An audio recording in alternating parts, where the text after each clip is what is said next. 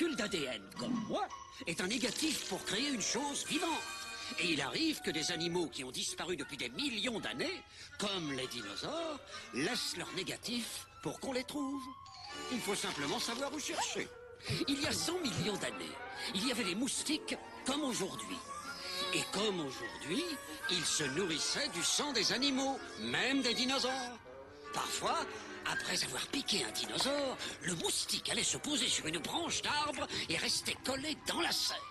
Longtemps après, la résine durcie s'est fossilisée, comme un ossement de dinosaure, gardant en elle le moustique. Cette résine fossilisée, que nous appelons l'ambre, a attendu des millions d'années avec ce moustique en elle, jusqu'à ce que viennent les savants du Jurassic Park.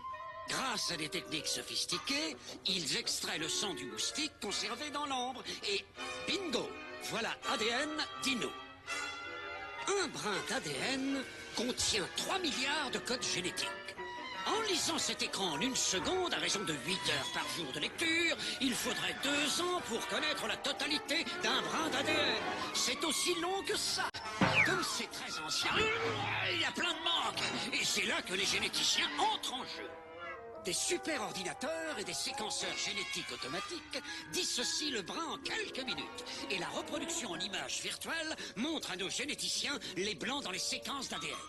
On utilise toute l'ADN d'une grenouille pour combler les manques et reconstituer le code. Ouf. Et maintenant, nous pouvons créer un bébé dinosaure.